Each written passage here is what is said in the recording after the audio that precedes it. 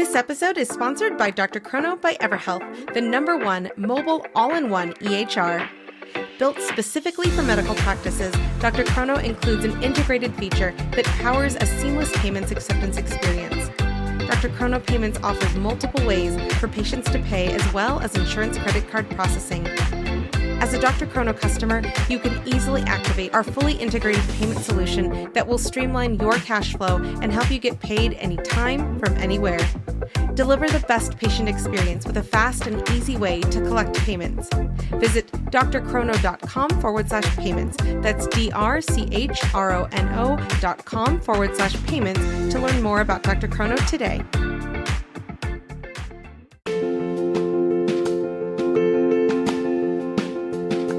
Direct primary care is an innovative alternative path to insurance-driven healthcare.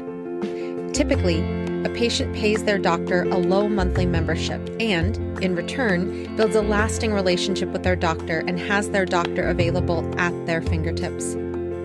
Welcome to the My DPC Story podcast, where each week you will hear the ever-so-relatable stories shared by physicians who have chosen to practice medicine in their individual communities through the direct primary care model.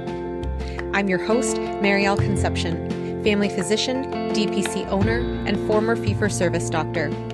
I hope you enjoy today's episode and come away feeling inspired about the future of patient care, direct primary care.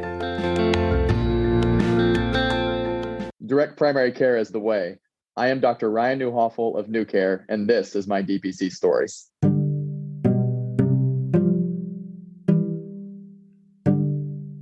Dr. Ryan Neuhofel is a board-certified family physician. He was born, raised, and mostly educated in the state of Kansas.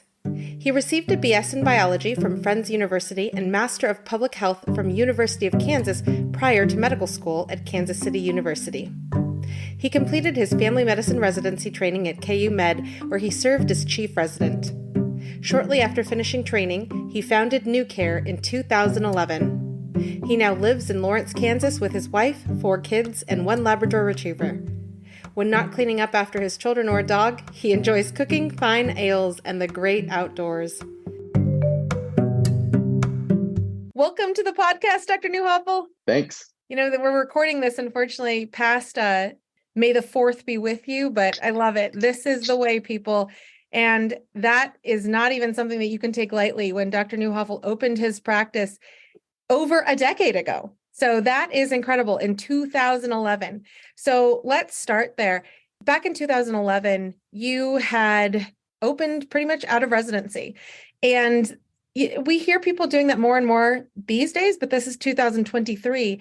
So back then, did you even, think about fee-for-service as an option after residency, or did you always want to do a non-fee-for-service model practice? Yeah, well, first of all, thank you for making me feel very old.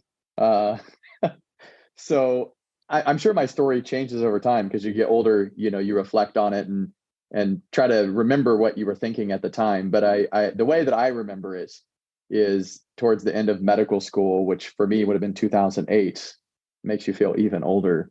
I knew that I wanted to do primary care, but I just didn't see a way that I could do it in a way that I envisioned myself being a family doctor. So I wasn't in a state of despair about that because I knew I had to go to residency and I didn't have to decide tomorrow. But when I looked at what my career path or what my 5 or 10 year plan was, I knew, man, I don't know what I want to do when I grow up. And so, I went to family medicine residency. I knew I would have to just do what everyone does. But I know by the time I was an intern, I knew I wanted to do some type of alternative practice model. And I think I read a few articles, 2008, 2009.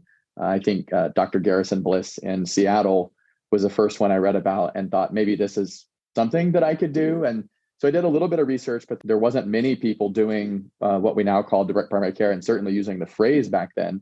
I think there was only a handful of mentions on the internet in 2009, 2010. And so really my second and third year of residency, I kind of formulated a business plan and wrote that all down and spent my little free time in residency getting ready to open my practice. So I never took a job or worked in any other setting outside of, residency in primary care. I did a lot of ER moonlighting for financial reasons, but no, I never worked in a fee for service and never considered it, and started my practice about 6 months after I graduated residency in December of 2011.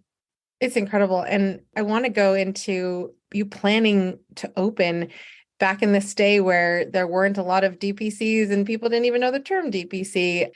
When you say you prepared, what did that actually look like for you? Because there wasn't, like the bagel, checklist how to open your DPC. Oh goodness, no, there was literally nothing. I mean, again, my memory might be a little cloudy on this, but I think there was literally only a handful of mentions of quote direct primary care on the internet when I launched my website in 2010 or 2011.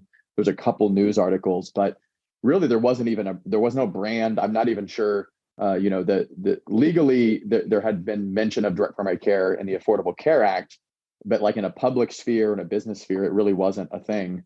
And so really there wasn't a lot of resources. So I read a lot of stuff just about entrepreneurism, small business resources, and talked to a handful of doctors at that time. But really, we were, especially in those early days, really making it up. I know we're still doing that to a degree, but there was no recipe, there was no checklist, there was nothing. So I think just learning to be a good small business owner and entrepreneur back then was the most important thing. And I still think it is. I think that's, although it's amazing that so many resources exist now, I think we should be still aware that being a good entrepreneur and good business owner is required. It's not like you can just get a 15-point checklist and be a business owner. So, but yeah, back then it was like there was no recipe. There was no one really to look at and say, oh, I know this is going to work, because we were all very, very new.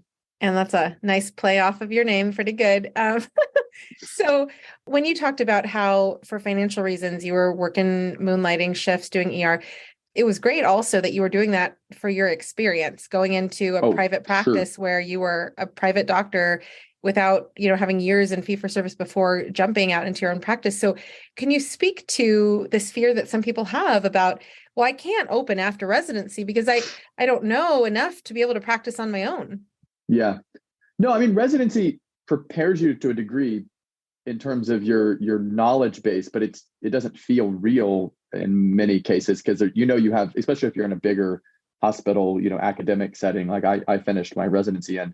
So I really learned how to be a doctor probably in the ER my third year of residency, because I like money. And so I worked a lot my third year of residency moonlighting because I had the opportunity to.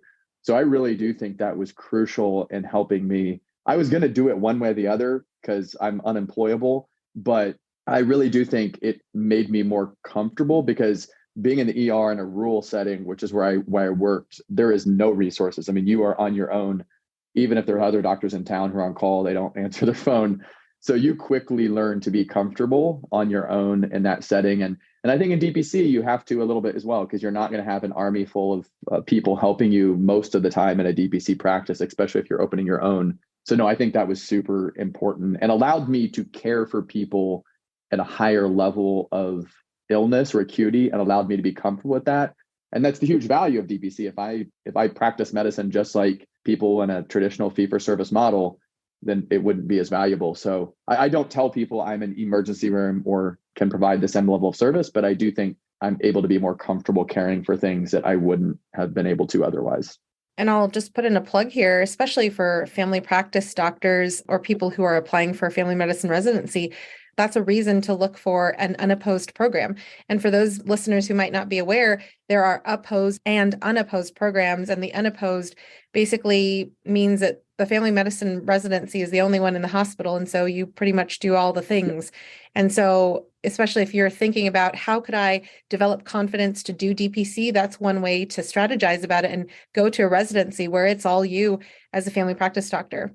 So with that, you have this training and this confidence underneath your wings, and then you open. And in Lawrence, because DPC was not a thing really back then, what was the adoption like in your community? Did, on day one, you have 100 people in your practice? I got lucky in some respects. I got, a couple news stories, I think, like the week that I opened or the week before. So, I mean, I think a lot of buzz even in the first couple of months. And I think the first month I signed up like 20 or 30 patients based on a news story. Now, I'm not sure everyone really understood what I was doing. So I say I had, 30 patients in my first month. I think, half of them within a month quit because they were like, wait, I have to pay every month. And I'm like, yes, it says that. So I thought, I had an amazing start, but, it really took me a year or two, I think, to really like even come close to breaking even financially. So I had, some early nice media success, social media. I was very active on social media back then before I hated it. Well, I probably even did hate it, but it was more of a necessity. So yeah, I mean, in terms of direct primary care, there was no brand. So I used the phrase a lot when I was talking on social media more broadly to people interested in healthcare topics. But locally, like, I'm not even sure my patients could have told you I was DPC or direct primary care. So I use the term on my website, but I use the term membership medicine or, membership based practice a lot because people understood that, whereas DPC wasn't really defined. So even today, I'm not sure that my patients have this strong connection to the brand or the phrase DPC. That's kind of like what I talk about with my doctor friends, and they all know what that is now. But my patients just know us as NeuCare or Dr. Newh or whatever, and they know they pay a membership fee. I love it. And as you had those 20, 30 people join the practice and then you grew from there, did you get a consistent increase in patient members or did you have an ebb and flow? Oh, yeah. Yeah. Ebb and flow still to this day. I'm 11 years in and there's ebbs and flows. And sometimes it might be something I did, but sometimes it's just random. I mean, the pandemic has definitely like thrown a lot of stuff in there. But yeah, I mean, even in the first 6 or 8 years when I was pretty much close to my own personal capacity, we would get some months we would get, 4 signups and other months we would get 15 or 20. And I wasn't marketing more heavily those months. There may have been some seasonality to that, but, I think month to month, it can be hard to judge things. Whereas you can start looking, quarter to quarter, year to year, it starts making a little more sense. But even then, I'm not sure. And when you mentioned the pandemic, because you were clearly open before, during, and now after the pandemic has quote unquote ended, when it comes to DPC, and no matter what your patients understood it to be, they knew that it was care with Dr. Ryan Neuhofel. Mm-hmm. How did you view DPC in terms of DPC is robust because of, XYZ examples, or DPC was so valuable to your patients because of, this type of evidence? Yeah. I mean, I think from a day-to-day standpoint, it really wasn't as much of a learning curve for us. I know that the entire healthcare system was in disarray trying to figure out how to do, quote, virtual care or, quote, telemedicine. But to us, that's what we've always done, because even, day one, I would always start with a phone call, text message, or email, and then escalate it to an office visit if needed. So we've by default been virtual based or whatever you want to call it.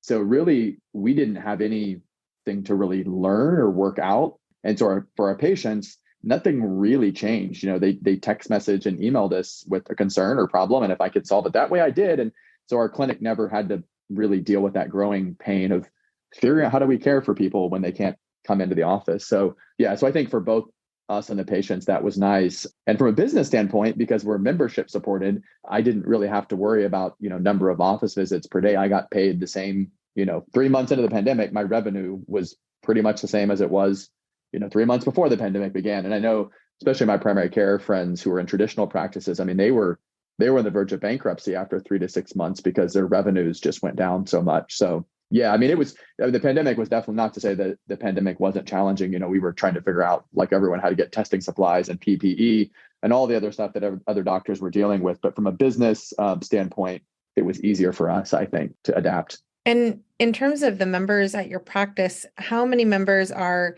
individual members or family members versus Yeah, I don't have employers? those stats off the top of my head, but I would say, we have kind of 2 key demographics. I would say we have families with children, under 25. We have a lot of like larger families, or a better deal for larger families. And then we have people who I would call, or the pre-Medicare patients. So between, 50 and 64, who have a lot of chronic illnesses. So I think that those 2 demographics make up probably 80% of our patients, if I could categorize them. But we really run the gamut. We are more uninsured, I think, as a percentage than most DPCs, but I know a lot of DPCs care for uninsured or, quote, underinsured patients. So yeah, so I think we kind of run the gamut of people. And I think most of our uninsured people are self-employed, small business owners or artists. I live in a college town, so there's a lot of starving artists and musicians.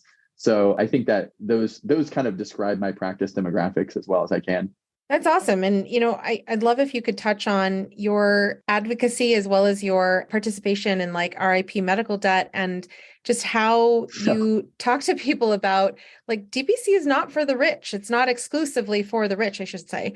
Yeah, I mean, I've been beating that drum since 2011, 2012, trying to clear up that confusion, if I'm being nice to the critics about this. And I think there are some people who are just literally confused. They've never heard of DPC, and then they conflate it with concierge, and then the connotations are there. So I think some people are like literally confused or just unaware. And so I've spent years, long time ago, writing about that and talking about that, about my patients and my practice, and helping people do some research on these topics. And so I think that's been the evidence that isn't the case has been clear since 2016, 2018. But yet to this day, I still hear people say it. And so some of those people, again, are just completely unaware of DPC. Some people, even despite seeing the evidence, still say it for whatever reasons. I can speculate as to why they want to continue to say that. But I think people in the DPC world know that that's not the case. And I don't, Absolutely. I increasingly am, I guess, unconcerned that there's people trying to spread misinformation because we can't stop them. I mean, so as long as we continue to grow our practices and movement, I don't think our patients care about this. I think this is like, people in academia, turning their nose up at something that they don't understand, and no one's paying attention except for us. Recently, there was an article that was written by Hunter Schultz where he was talking about venture capital and direct primary care and where the two meet in the road, and then going forward, what can happen if the two interact. And so recently we are very much aware in the DPC space that, as Dr. Doug Frago calls One Medical a DPC in name only, when venture capital comes on board, do you see that being successful? As Hunter Schultz pointed out in his article, that he, from what he was presenting, that's a very skeptical thing to see, where venture capital can continue to honor the autonomy that we have as physicians, as well as the autonomy that our patients need to be able to access transparent pricing and transparency without somebody dictating who can have what. I haven't read the article, but so I can't really comment on that. But on the topic, I mean, DPC, for the most part, I know there's a few examples of something to the contrary, but for the most part, the DPC movement and the bulk of the practices and patients served by it are made up of really tiny small businesses like mine. And so I think in that setting, venture capitalists have never offered me money, nor do I think they're going to offer any other business, a small business whose revenues are probably well under $1 million, venture, money or investment, because it doesn't really make sense. I mean, venture capitalists, early stage investors are looking for a 10x or 50x return on their money. And that's, I would say, literally impossible at a local small practice level. So in some respects, I'm like, it doesn't matter to us. Like, I don't know anyone who's legitimately trying to do that with their practice. I think most of us, even if we're trying to conquer our universe, it's a pretty small universe. I know that companies serving DPC practice need investors, right? And so there are some large companies, whether they be, software or some other support service, that are serving, hundreds or thousands. Like, yeah, I mean, it makes sense for them to get investors. And I don't view that as a threat to the DPC movement any more than, purchasing medications from a giant corporation to sell to my patients at wholesale prices is a threat to the movement. I do think it gets a little bit, there's at least some potential moral hazards if someone is trying to start a, huge corporate version of DPC, meaning that there's like one company and they own hundreds or thousands of locations. One Medical, just to comment on that, is not DPC. They're not only not DPC in name only, they're literally just not. I mean, they bill insurance plans, they contract with private insurance plans. So I don't even, like, I know in the media, sometimes they label them that, which is very confusing because One Medical's never used the term. I don't even know how that got started, to be honest. So they're an insurance-based practice that charges an extra fee, which is more similar to what concierge doctors or MD VIP, which is one brand of concierge. So I don't even give them the credit of calling them a DPC in name only because they don't use the term. So yeah, I mean, I get people's concerns because I am a fiercely independent doctor and business owner. But at the same time, like, I don't think investors are able to like disrupt these individual practices because they're not going to offer us money. I'm not going to give them a 10x or 100x return on their investment. Stay with us. We'll be right back. Thank you to Spruce Health for supporting the My DPC Story podcast. The ways we communicate have changed dramatically over the past decades, but technology and tools in healthcare have not kept pace. Patients want more access and digital convenience, as well as the ability to text their care teams. Care teams are inundated with more communication and rising expectations, but are still using tools and technology stuck in prior decades. Spruce Health created a solution for the tech-forward DPC practice by creating a communication product designed to serve both the patient and the doctor through intuitive HIPAA-compliant workflows, tagging, scheduled messages, and triage templates ready for use, whether you're on your phone or in the exam room. New users get 20% off for the first 12 months of a paid plan with code MARYAL20. That's MARYAL20. So check out Spruce Health today at sprucehealth.com or check out the link in the show notes.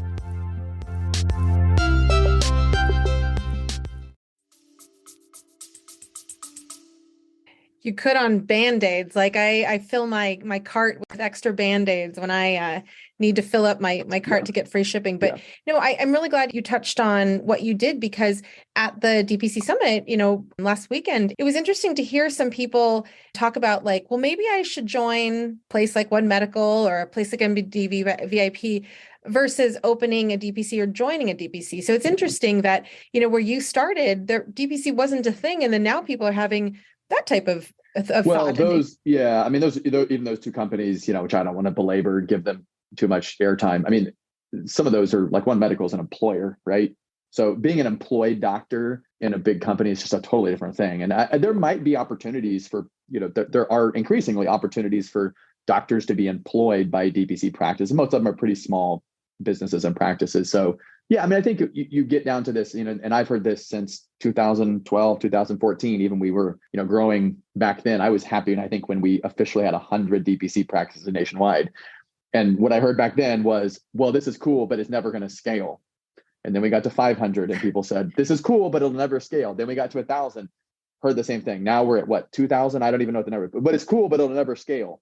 And so I don't even know what people mean by that, frankly. I don't know if they think we're going to go from 1,000 to the majority of practices overnight. Like, I don't know what people mean by that, but I've been hearing that since there was 10 practices or 100 practices at DPC will never scale. And yet there's more and more and more and more of it. So maybe that's not scaling. Maybe that's like gremlins or something. We got wet and spawned each other off. I'm not sure. Again, I'm old. I know the young people won't get a gremlins reference, but to me, that is scaling. It's an organic movement of a bunch of independent businesses, and maybe venture capital don't like that, right? Because how can you make money on a cottage industry, right? You can only make money if it's a one collective that all the money goes into. So investors probably aren't interested in a cottage industry, but that doesn't mean there's not going to be more cottages, and there are more cottages. And so I don't know like what that means. Is DPC going to be 50% of the primary care market? Probably not. And that's okay, because I don't think anyone has a specific goal there. I certainly don't. But I don't think that means really much if we continue to have practices open and be successful. And even like you spoke about your patients, like they might not know exactly like what the legal definition of direct primary care is. And to them, they just know that they can pick up the phone and get a hold of you. And that's what makes the difference. And that's why, if you're thinking about DPC and you're on the fence about like, what is DPC? Can DPC survive? It's like, you have been open since 2011. That is flipping amazing. So, I put that out there, especially for people who they got some enthusiasm, but they might have some fears making the leap into DPC after attending DPC Summit. So one of the things I love about you, and I remember this from the 2019 summit talk that you gave in Chicago, you had a picture of like your snazzy hat and you're in your white coat in front of the porch. It was super awesome. I love that picture. But you do home visits, and like, that's a thing that you can do because it's your practice and you can do whatever the heck you want. So can you talk about how did you start incorporating home visits, and was that part of your training and so you just continued it in your own practice? Yeah, I didn't really, I think the closest I came to like home visits was visiting in residency, was probably doing like assisted living or people who were in a like a retirement community. We had a few patients. We would do a few of those. I think in residency we did a handful, but no, I didn't really get much training on that. But I mean, I think that in someone deciding how to form their practice, if that's something they think is valuable and it's something they're comfortable doing, like you can do it. I mean, that's the cool thing about DPC is, we say it's this model and movement, but it ultimately comes down to a lot of decisions for the doctor and what they want to do. And so, not all DPC practices do that. I do them. I don't do them frequently.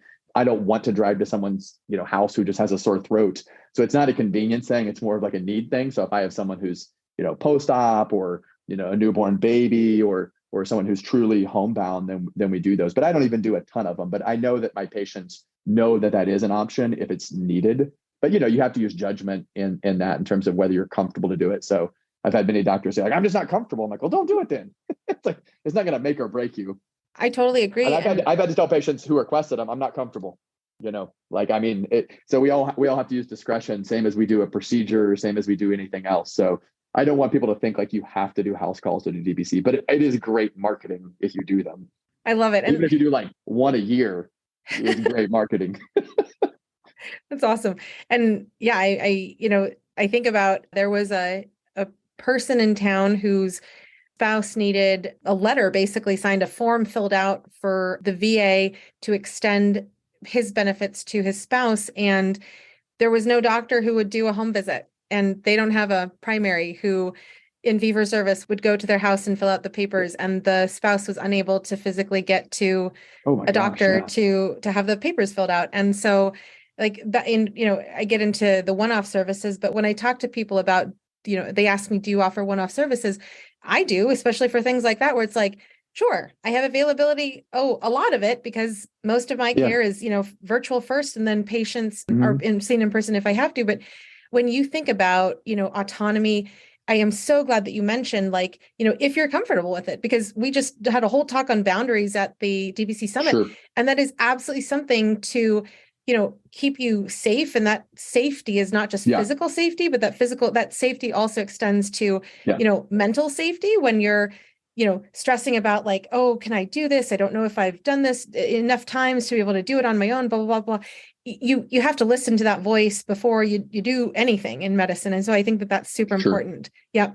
And when you have done home visits, because again, you've been in practice for a long time, do you have any favorite home visit bag hacks for those people who are interested in home visits? It's funny. So I have like, my logo is literally a doctor's bag. And so I feel bad I don't do more house calls because it's literally my logo. But I think it's such a cool nod to doctors of a, different generation. But yeah, I mean, I have like an empty black bag and it sits in the corner of my office. And so I'm not usually going to do more than one house call at a time. So I usually kind of know what I'm getting into, and I'll throw whatever supplies and stuff and equipment I need in the bag. So yeah, I don't know. I mean, it just depends on the circumstance. Like, if it's like a newborn exam, I sometimes will ask them, do you have a scale? If so, what type? If not, I'll throw my scale in there. But I basically bring whatever I know is needed, and, maybe a few extra little things that may come up, but it's usually a pretty simple thing. Stethoscope and a light will get done most of what I need.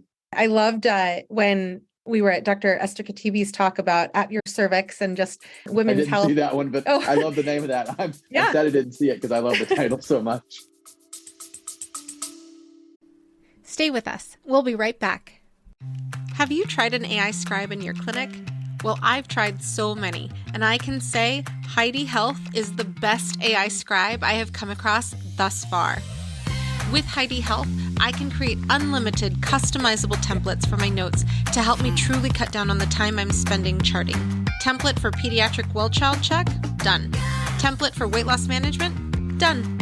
Some of my favorite things I've built into my AI template, beyond the general soap note, are having a list of actionables for our team to take after a patient visit, having the diagnoses listed, and creating an after-visit summary for our patients.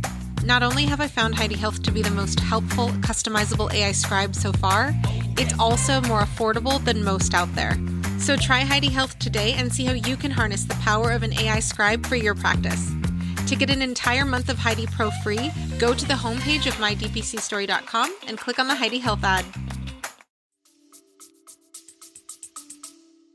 it is awesome. And her story was that she got it off. She was inspired because of a patient giving her a mug that said "at your cervix." And so, but I loved how Dr. Jeff Davenport was saying, little hacks that he had, like, if he could not reach the cervix, one tool that he had was like a ringed forceps to basically be the extender for the tool or Q-tip that he needed for the cervix. So, it's pretty cool. But yeah, it definitely, if you are wanting to do home visits and you talk to people like yourself and myself who do home visits, ask that question, like, what do you do in this situation? Like, hashtag, you can use a Q-tip for a pap smear if you forgot your pine cone bristle. Well, or I have not.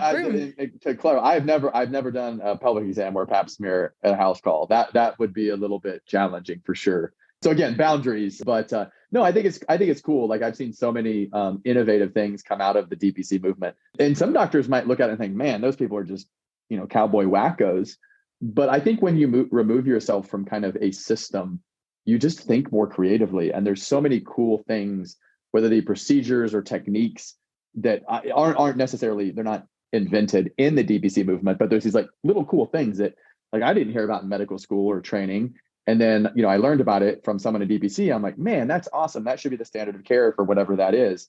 So whether it's like a new procedure or a different way to do a procedure. And so I think for whatever reason, because DPC, maybe we have more time, or because we're more open-minded, that we kind of discover these things and share them. And so that's one of the coolest things clinically is like, I've heard of, some cowboy tricks that I'm like, man, that is awesome. I wish they would have teach that in residency, but I didn't learn about it because, whatever reason, I don't know, maybe it just wasn't in the textbook or whatever. Absolutely. And, I came from a point of care ultrasound class in Portland a couple of weeks ago, and I heard crazy things like, don't put Tegaderm on your ultrasound probe because it'll ruin it. And again, there's going to be people who disagree with this, but I will say that the instructors were like, well, I use Tegaderm every day and I'm still rolling. So it's pretty okay. Yeah. I love it because, I mean, you're right. When we have the time, I feel like we can think about things differently. Like, I've had to do so many different types of procedures in people's homes because I was exclusively home visit and telemedicine based my first year.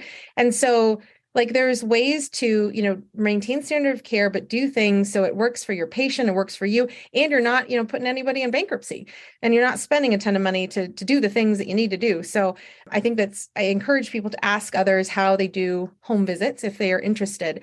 And let me ask you now, going from home visits to your brick and mortar space, you have Ashley, and then you also have Jessica. Yeah, you also have Jessica. Yep. So when you opened, it was just you. Literally just me. I didn't even have a nurse. I had someone who would come in a couple of days a week, but it was literally just me because I didn't have any money to pay anyone. I was working at the ER to pay my rents. So you're much smarter than me. See, the younger generation gets smarter and decides to start with just a house call virtual only.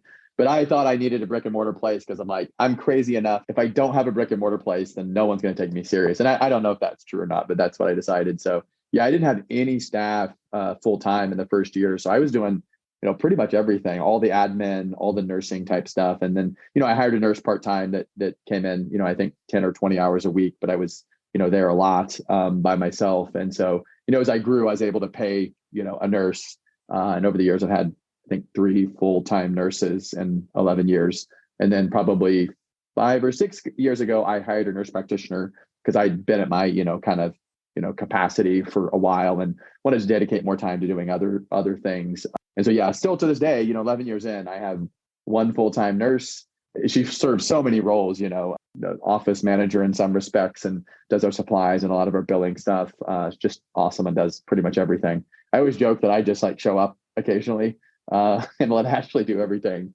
And I just sign paperwork. That's all I really do at this point, which is your goal as a doctor, right? I'm worthless except for my signature. And then, as I said, 5 or 6 years ago, I hired a nurse practitioner, Jessica, which is great. She had done some covering for me when I was on vacation stuff, because when I was solo practice, I wanted to have someone available, at least for part of the week for my patients in case they needed something. So Jessica had worked for like 2 years, I think about a year or two when I was on vacation, and just everyone really liked her and was awesome. And wasn't planning on like hiring her full time as a provider and having her own panel, but she was just great. And I know there's a lot of debate about the nurse practitioner physician thing there, but she just was so great. And the more I got to know her, I was super comfortable with her, coming on board. And so now we can kind of share vacation time. So we keep our own panels though. So I have my panel, and if I'm here, not on vacation, then I take care of everything and she takes care of her patients. So, we don't really share patients in that way. And I think that for us has worked out really great.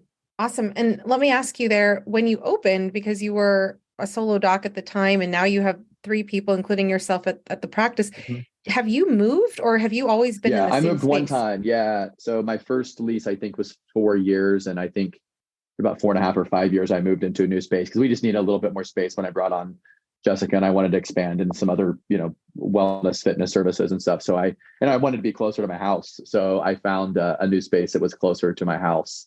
And so, yeah, I've been here since I think the 5th or 6th year of practice, I think. So I've been here, about 5 or 6 years now. And do you lease as of today, or do you own? I did. Yeah, I did. I really wanted to own. I think from a business standpoint, it probably makes more sense, but it just depends on your community and like what's available. And so, yeah, I really didn't have many opportunities that I saw were worthwhile in terms of an investment. So I would have almost had to buy land and build a building, and wasn't quite willing to do that. So yeah, I'm leasing right now, but it's, half a mile from my house. So I walk to work most days when I'm not being lazy, and I just couldn't pass up that opportunity.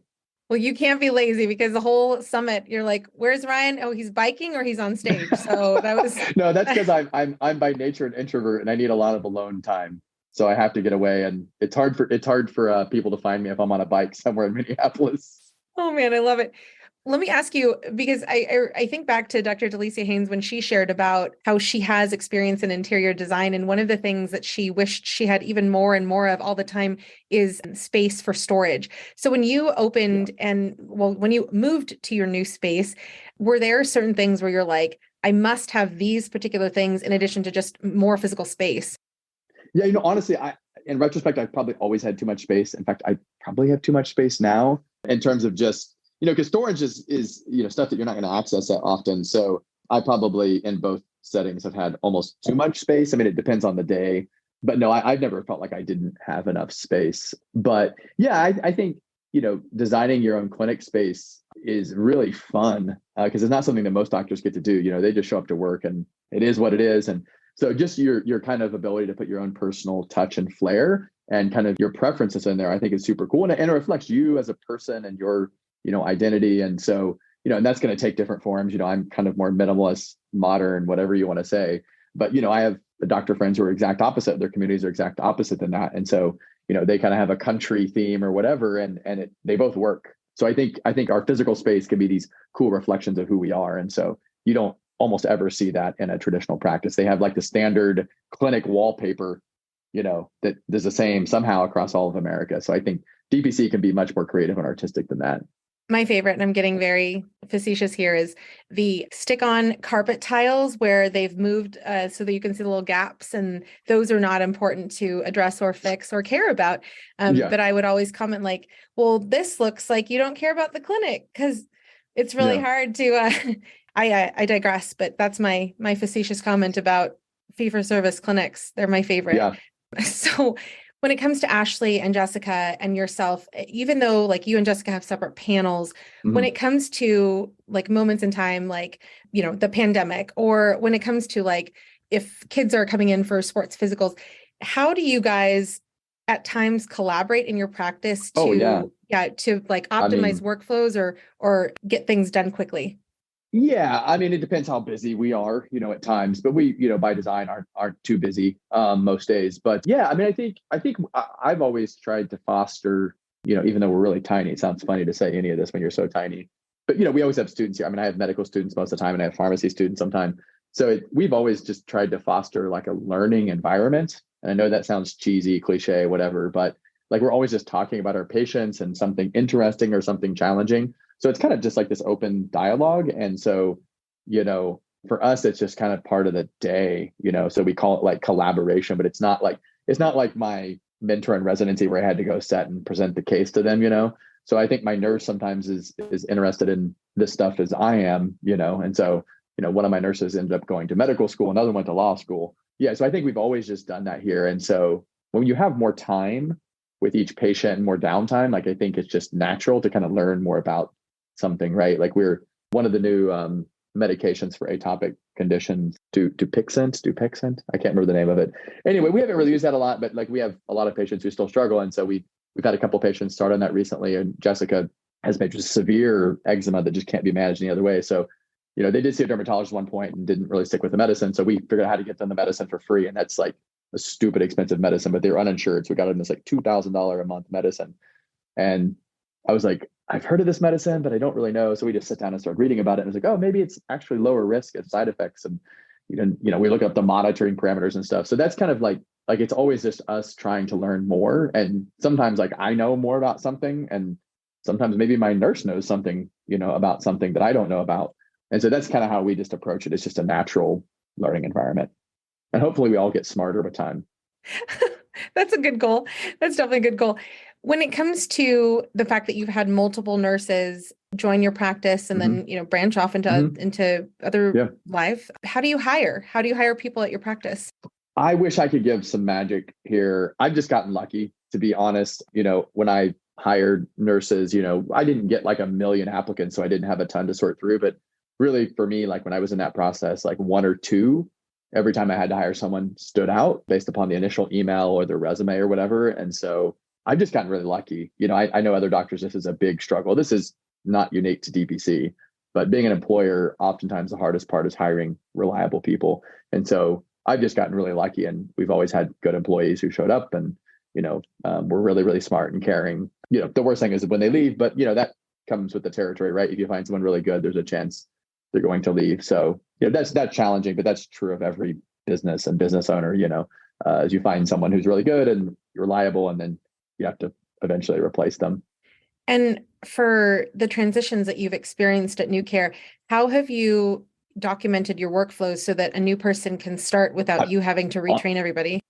Like I said, I got good people. They trained each other. Like, I mean, I really didn't. That sounds strange, but obviously when you hire a new person, there's some things they don't know about you and things you prefer, but my nurses have always been really good. And then, they gave us fair warning when they were going to leave, and they started writing stuff down and pass it to the next nurse. And then they worked side by side for a few weeks or a few months. And by the time the other one left officially, and some of them even kind of like worked a little bit after they left just to kind of touch base. And so they took their job, I think, serious enough that they didn't want to just drop the ball. But I've just gotten lucky. That's probably not something you can always guarantee. So I actually probably haven't written down that much. The nurses have like something they've written up and they share with each other. And then, we've had other like part-time nurses or PRN nurses, and we have another part-time PRN nurse right now. So you have to kind of, people who aren't here that often, we have like some guidebooks and manuals, but I'm sure you made a lot of people jealous in terms of the luck you've had with staffing, but also the fact that, they're helping each other maintain the quality of care at your practice without gaps. And I think about Dr. Nick Thompson and Dr. Brandon Allman, who are in Kansas in another different part in Wichita. They were talking about how one of their nurses is working remotely. And so just something to think about if you have a staff member who's moving and they're willing to help, train the next person. We do that still. Yeah. Yeah, that's great. Sometimes it's like really challenging just with everyone's, lives and work schedules. And so, yeah, we've done that. Like when both nurses have been unavailable, and like, I'm like, okay, can you, wherever you're at, do you have access to the internet? Like, yeah. I'm like, okay, you can just log on for like 1 hour in the morning, 1 hour in the afternoon, check emails, make sure we're not getting behind on those and voicemails. And so, yeah, they're self-starters. So that's my, biggest piece of advice is find people who are self-motivated and self-starters. And, not that you don't need to have some direction, but if, it's like my children, I tell them like at some age, like you don't need me to give you a 7-point process. If I say, clean your room, clean your damn room. Like if I need to give you a 15-point checklist that, past a certain age, like that's a problem. So yeah. Self-starters. It's a good takeaway. I love it. So you had us all, like, I suspect that everybody was tearful at the DPC Summit. You did my crazy fitness presentation. That's for those who didn't attend, they're going to be like, what?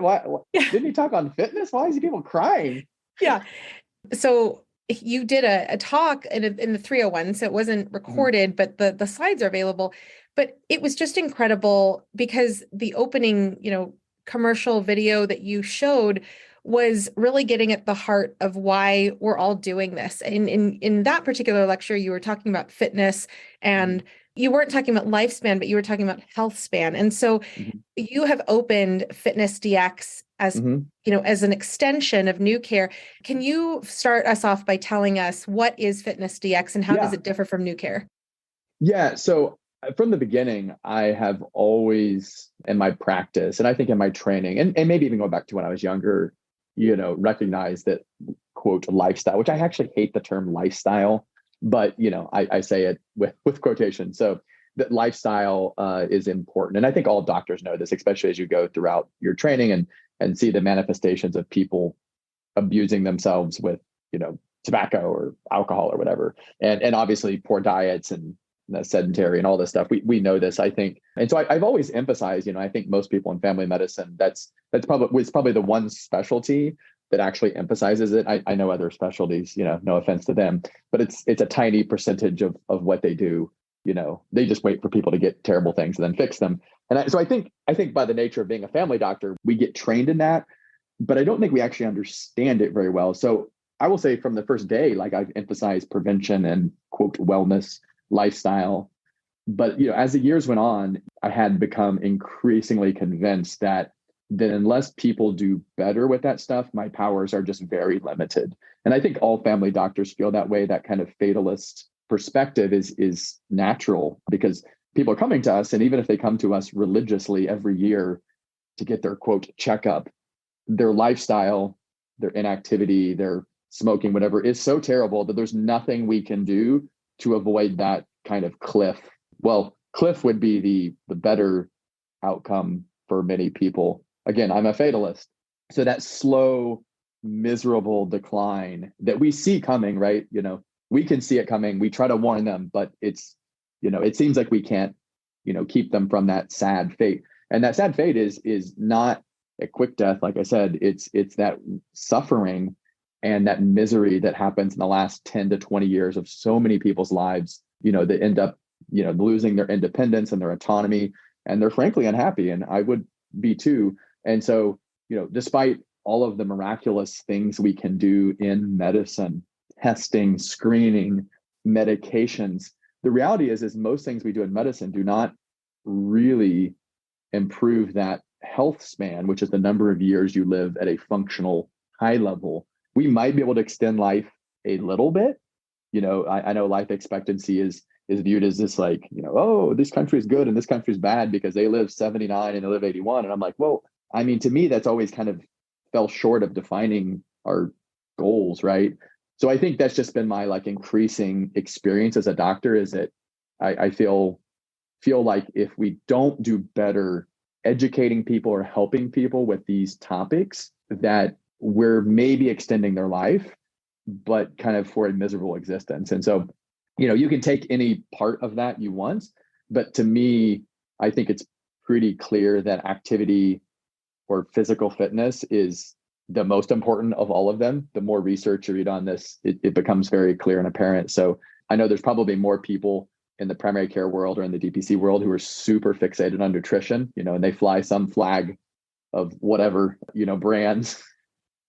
I'll try not to offend people in this talk. I did, I'm sure, in the summit talk, but and it's not that I don't view those things as important. And clearly the standard American diet is terrible. But for me, I kind of came to the conclusion that without physical activity and improvements there, like our society and culture is doomed.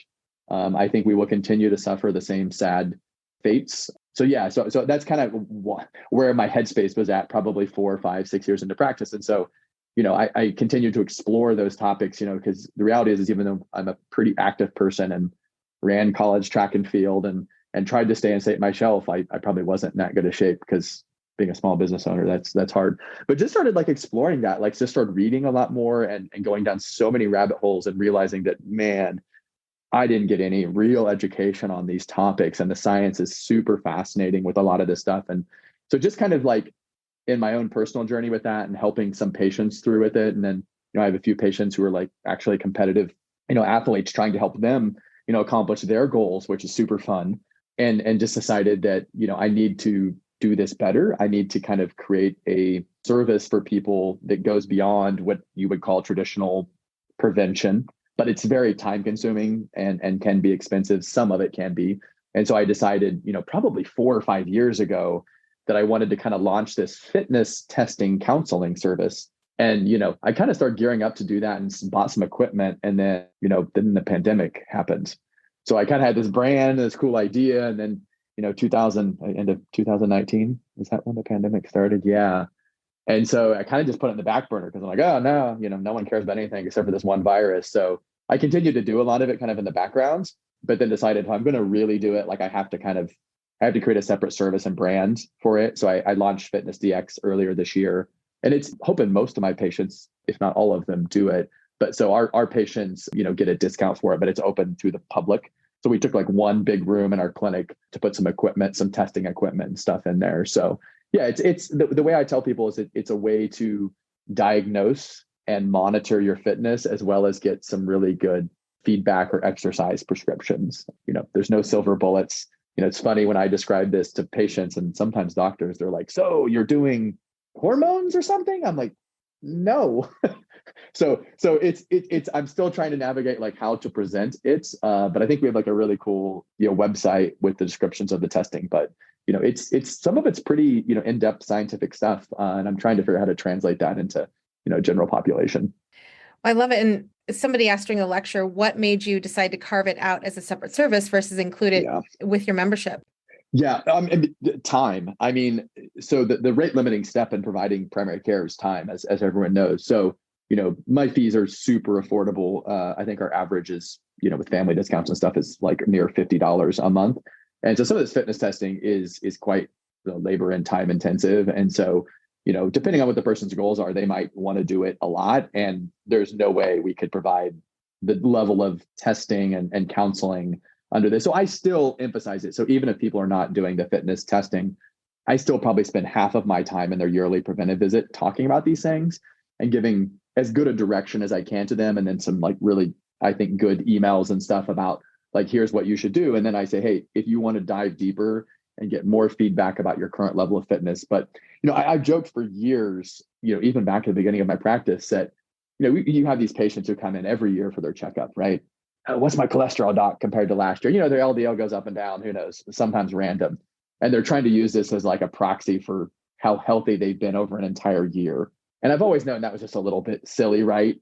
And some of these people are like clearly struggling, right? They're 52 years old. They can barely get out of a chair and they're worried about their LDL. And not to say that LDL is not important over the next 30 years of their life, but like, I'm like, they have like a clear and present problem and, they can't walk up a flight of stairs yet they were fixated on the LDL. So I've always joked, and I have actually offered this to many patients. I've only had a couple take me up on this. I say, I don't really think it's going to be that helpful to check your cholesterol once again, for the 50th time in, 10 years or whatever. Let's just go walk up this hill right here and see how you do. And they're like, what? And I'm like, well, that would tell me more than checking your LDL yet again. And no, I just want to see what my cholesterol is doing, Like I think what patients are desiring from doctors often is they want, like when they say they want to check up, what they mean is, do I not have a problem? Or like even more so like a prediction of the future, right? Like I think we don't think of it like that, but I think people are like, they want to go back home and tell their spouse or their family, hey, I got my checkup, everything was fine.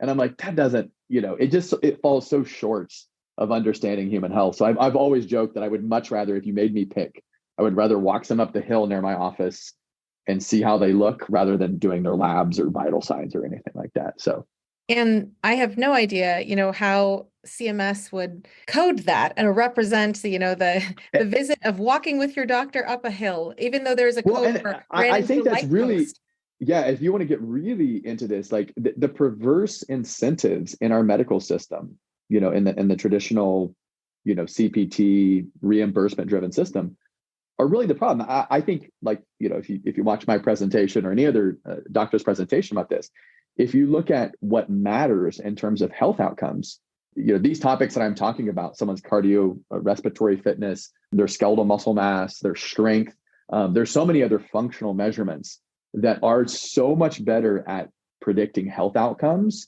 than the things we measure in practice. And it's like, well, why don't we do that? There's no way to code and bill for it. I mean, there's so many things in medicine. And I think that about so many things when you look at people in DPC doing things outside the box, I'm like, well, why did they figure it? It's not like, no offense, but we're not like geniuses. We might be average at best doctors, but we discover things because we're not trapped into, can I code it as a 99213? And if I can't, then it just doesn't, we don't do that. So yeah, I've often thought that like we miss so many things that are important because it's not a codable service. So I don't know. I mean, And I think if you step back and look at health and public health and, the broader problems that poor American health pose to our economy and our civilization, our culture, like these things matter more than many things we do and pay a lot of money for in medicine. So, bang for your buck, it's kind of a no-brainer. But again, our medical system, it's just like, well, we have medicine and then we have health. And then health is like this weird thing where you have trainers and stuff, and no offense to trainers, but, we need to have some recognition that stuff is as important as anything a doctor does. Not that you need a trainer. I'm not endorsing people needing a personal trainer, but yeah, in terms of health and outcomes, like it's very clear that stuff matters more than most of the things that doctors do. Well, it makes me think about, we have so many patients, especially in primary care, where they come in for their Medicare wellness physical, and they're so shocked to this day where it's like, wait a minute, this is the visit where you can't touch me or listen to me. And it's like, yes, that's correct. This is the talking visit. And then we even had a patient come up to my husband and I when we were walking one day. He's like, well, Dr. Fowler, I'm going to cancel that appointment because I think it's BS. And my husband was like, so do I. So I'll see you at your actual visit when you actually have a problem. So it's pretty crazy that, when it comes to, again, I love how you use health span versus lifespan. And you made a very good point. Graphically, you had two pictures up on one of your slides at the talk where it was like, here are three people and they're like, they're older people, gray haired in their jogging suits, like going on a walk with a dog. And then you have the lady who is decrepit Slumped in the over in her hospital chair, bed. Yeah. And so it's really like, I think it's so empowering for a direct primary care doctor or a direct specialty care doctor to be able to, like, I think about like Dr. Nicole Harkin, she's a freaking cardiologist and she's talking about preventative cardiology. Like we do prevention on such a different level because like you said, we have the time to do it. Like I had an hour and a half conversation with a patient today just about prevention and about, horses versus zebras. Let's check and make sure all the lifestyle things are optimized before we start going after the things that, you could invest lots and lots of money and time on. But I think it's so awesome as a DPC doctor, as a direct specialty care doctor, to be able to have that time, like you've pointed out. So I love that. Now, when it comes to, you mentioned this, how you have kids, you have 4 children. And so I wanted to ask first, where along your DPC journey did each of your children join you? Well, yeah, in terms of like how old they are now. So my children, I'll butcher this. God, I hate, when you get this many kids, you actually have to like stop and think about it. So my oldest is 13 and my youngest is 6. So yeah, my first child was born and my first and second kids were actually born in residency. The second one right before I started. And then the second 2 were born after I started my practice. So yeah, they're all pretty bunched up together. And yeah, I think no matter what career path you take, having children is a ton of work. So, but being a small business owner and starting a business while having a bunch of small children was very, very stressful. But again, I think that's true of no matter what path I would have taken. But yeah, there was a couple of years there where it was very, very hard. I think on my wife and on me to be, moonlighting full time and trying to start a business and being stressed about that. So not for the faint of heart to have 4 children while starting a crazy business idea straight out of residency. And as you, went through life with one kid and then another kid and then up to 4 kids, do you have any things that you learned to help keep peace at home in terms of stress levels down or hacks to be able to be present for your kids as you were continuing to delve into entrepreneurship? You mean other than contraception, right? Love it. It took us a while. We were like, wait, you can just not have this happen? Yeah, it took me way too long. I slept in a lot of medical school lectures and my wife's a pharmacist, so she should have known better, but whatever. Yeah. I don't know. I'm not one to give advice on these things. For me, and I think my wife probably to a lesser degree, like carving out time for ourselves, is super important. So we definitely are arranging, according to my neighborhood, free range children. And so the more kids you have, the more you believe in such a movement and idea. And so we've tried to let our children be very, very independent, as soon as that was safe and possible. So I think that really helps. But then, trying to get time for yourself, whether it be totally by yourself in my case, because I'm an introvert, my wife's opposite, or together, I think that's super important. So we've always tried to do that. And we've we've tried to not let kids slow us down. I heard so many people, we had kids, I guess, relatively young nowadays. It seems like if you have kids before 30, people think you're young. Oh my God, you had kids at 26? That's like super young. I'm like, well, my mom had me at 18 or 19. So I don't know. But yeah, we've always tried to say that we weren't going to slow down our lives because of our children. I think so many people said that, and we were like, but you can just take kids on a plane. You can take them anywhere. So we continued to travel. We continued to like live our lives. We weren't going to like put our lives on hold because we had children, because then I think you kind of end up resenting them, like, especially if you like travel and doing, fun things. So we've done some crazy things with our children over the years that most people are like, are you insane? You took your children where? And I'm like, I don't know. I mean, we have kids and we wanted to go there. So we just, took them. So I think that's my best advice is just to keep living your life and continue to be active and continue to travel. And, I know that can get expensive, especially with 4 children. So that's what we've always said is like, we want a lot of kids, but we don't want to like act like we have a lot of kids, if that makes sense. And it's hard to have the best of both worlds, but I think it's possible. Absolutely. And I think that the fact that, like you said, there's a way different presence of DPC in the nation than there was when you opened. There's lots and lots of us who have kids and are still practicing. Like we didn't perish because we gave birth, so it's Sure. you can do both. Yeah, and obviously differences here between men and women. I know women, that's much more complicated in terms of especially the first year or two of your kid's life. So yeah, my nurse practitioner Jessica had, I think, a kid like 3 or 6 months after she joined here, and I knew that was going to happen. And so that obviously was much more difficult for her. I just come home and be like, they eat well today. Okay, good. I'm going to bed. So I definitely, as a dad, really can't say that anything is hard compared to moms. Well, I love, I think about when you talk about Jessica having a baby while practicing, I think about Dr. Jennifer Allen, how she has the little ones just come to the clinic. Like they're quiet. They literally don't fall over. When you put them in a place, they stay there.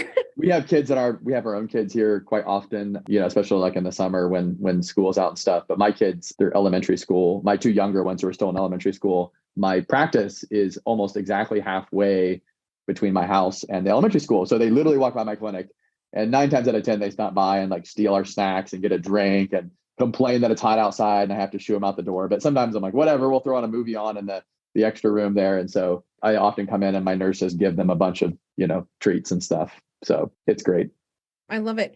Now, when you talk about one of your, hacks to keep yourself and your family balanced is respecting time for yourself. I want to go into the idea of burnout, because whether it be thinking about how you are present as a parent or how you are present as an owner, how do you look at burnout and how do you look at prevention of burnout when you're a DPC physician? Yeah.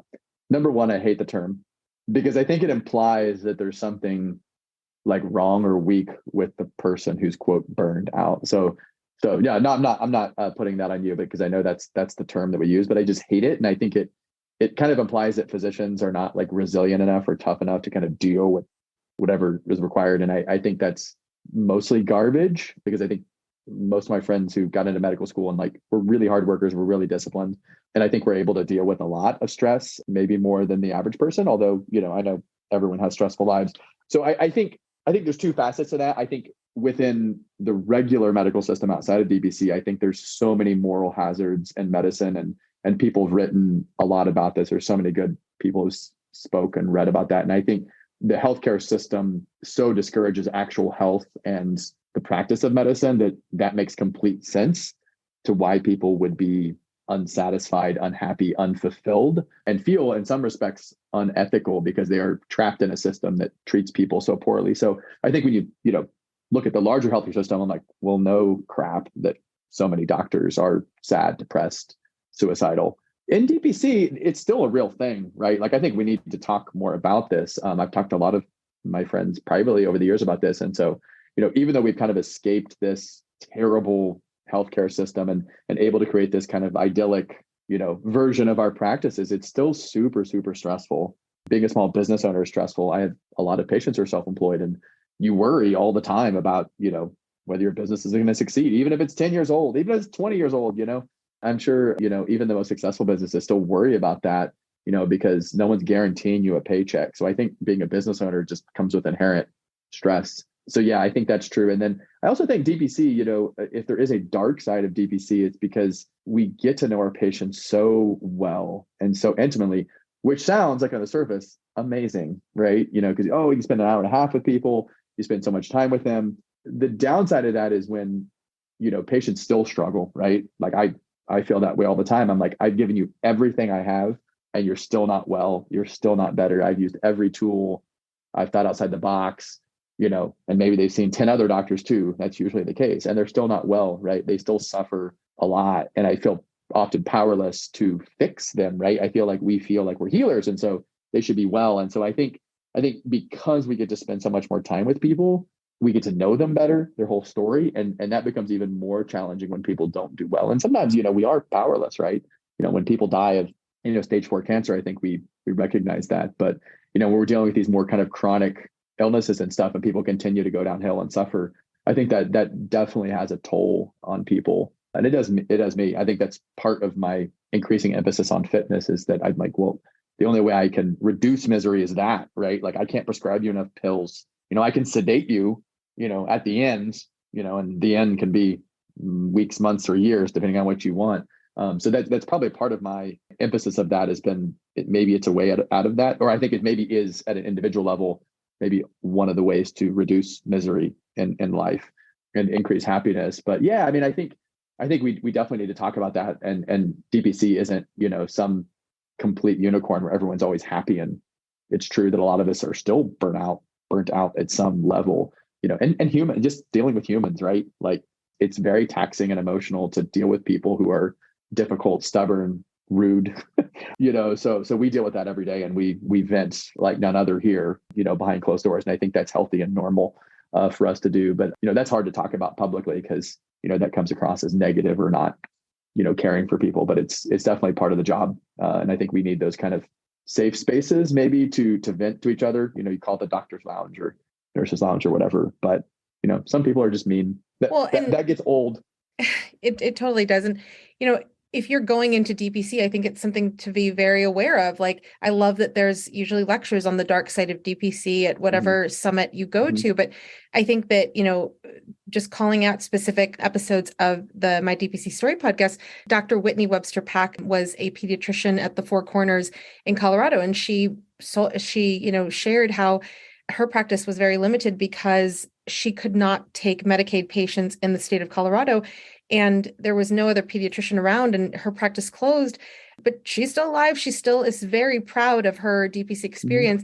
And then look at Dr. Erica Bliss. I mean, Dr. Erica Bliss, one of the original pioneers with Dr. Garrison Bliss, who soared at Q Lions, and Q Lions is no longer, and now she has Equinox. And so, when it comes to talking about DPC and the experience of DPC, I've definitely, encouraged people to realize that, like, this is going to come out in a later episode, but I was having a conversation with Dr. Amber Beckenhauer, how, like, I was crying to Haley Miller one day, who owns Mountain States Diabetes. I was like, Haley, and she's like, oh yeah, no problem. I was there exactly 3 months ago. So you keep crying. I'm going to give you empathy as you cry your tears out, because you got to do that. And then we will go on to the next day and do the next thing that we need to do. And so it is not always sunshine, lollipops, and rainbows. And I'm so grateful that you mentioned that, because people need to know that it has its ups and downs, but overall it is flipping amazing. And like, I'm just like you, I will not go back to, it's trading one type of stress for another, right? Like, I think in the normal system, we have those moral hazards, which are like inherently built in, and deep down, we kind of feel this lack of self-fulfillment professionally, personally, and otherwise. And like, I'm not saying like some people can't just kind of put their head down and be okay with that. Like, I have many friends who do, and I'm like, awesome for you. And they think they're providing great care, seeing 38 people a day. And I'm like, I don't know how you do that. I feel like an idiot because I care for much less than that. And I feel like I sometimes let people down. So, so I think there's the normal system stress. And I think that stress is kind of baked in, whereas DPC stress is a different type of stress. But at the end of the day, you tried your best. You could give people what they needed. And there's other things that may not be great, right? It might be just the person themselves and you have a personality conflict, or it might be business problems themselves. But I think deep down, like, you feel like you're doing the right thing and that you have a path to self-fulfillment. I sound like I'm giving some kind of weird, Tony Robbins speech here, but I don't know. But I think it makes sense to most of it. I agree with that because, the people listening are for the most part thinking about their own experiences. Like I think about even the quote you had from your 2012 Kevin MD article that, if you didn't wish to live in Groundhog Day every single day. And there's people who, no matter how you try to escape the fee-for-service world, devaluement, stressors, fill in the blank here, when the system is so run by, well, I have to take it to 16 administrative committees before we can actually make change in your clinic or your life, or you don't actually matter. You're just here to process the codes for us. It can be very disheartening. And so people, I'm sure, are listening to your words and thinking of their own experiences. So going from that note to an inspirational note to close out our talk, when you think about people leaving the DPC Summit and going forward, because you've spoken at so many DPC summits and you've spoken, to so many people in the national media scene, in your local communities, when you think about where DPC is going in the future, and as people think about their spot in the DPC ecosystem, what words of encouragement do you have for people who are really, really wanting to do DPC, but are just not sure as to when to make that leap? I think if you're not in DPC, but you're a family doctor, primary care doctor looking at doing this, I would say, going back to the most encouraging thing, is that we have a big community of people who can help you. That doesn't mean it's going to be easy because it's your thing. So people who think this is like a turnkey thing, or if they get sold as a turnkey solution from somebody, that's probably not part of your tribe or community, or at least not the one you want to be a part of. So, but there's so many good resources, like all of your podcasts. I haven't listened to all of them, but I've listened to quite a few. Are great. And, the Alliance, DPC Alliance, the DPC Summit Conference, there's so many things out there now, the Facebook groups that allow you to learn about DPC. But at the end of the day, like, it's a personal decision, commitment. You can be passionate about anything. It could be pizza, can be primary care, but you have to make it yourself. You have to make your own, universe, where you're at.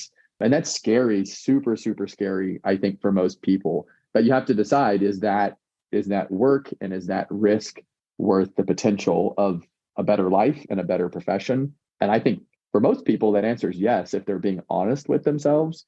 But if you're not ready to do that, then don't. I think I've seen many people, like, quote, take a leap of faith, but they weren't willing to put in the time and the efforts and the planning to make it work. So I some respects, I've been saying, oh, take the leap of faith. And I'm like, well, yeah, you ultimately do, but you'd better have a really good plan and a really good support group around you. And if you do that and you have that in place, that you'll probably succeed. Nothing's 100%.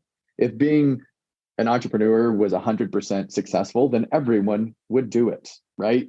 Like, everyone who worked at a pizza shop would just open their own pizza shop and make more money and be the boss. But it's you have to recognize that there is some risk in doing something like this. But if you have a good group of people around you and a good plan, it's a really high chance that it's going to work. It's going to be a lot of work, but it's probably going to work, and you'll probably be fine. But that's ultimately what it comes down to, is every doctor who wants to do this has to make that decision and come up with a good plan. But it's much easier now, I think, than it was in 2011. So I think you had to be crazy in 2011 to try this, but you only have to be like a little bit crazy now. But I still, in my own universe, people call me crazy, but I'm sure doctors starting this now will still be called crazy, right? So I like to think of myself as special, but it's probably the same thing starting now as it was in 2011. And the only people that really matter are the potential, 500-600 people that you need as patients. No one else really matters. Amen. And that's why I'm so with you when you opened this whole interview with that this is the way, and this is not the way, like, in that we wear Mandalorian helmets and we don't take them off, and unless we're eating. But yeah, I mean, this is the way that we have returned to the old way of doing medicine and are collaborating together to bring this to everyday Americans, this way of accessible, affordable, incredibly high quality care. And it for me, it just makes me so proud of each and every one of us who are learning about DPC, doing direct specialty care, because I always say, like, this is allowing us to be the doctors we went to medical school to be. So with that, thank you so much, Dr. Neuhofel, for joining us today. Thank you.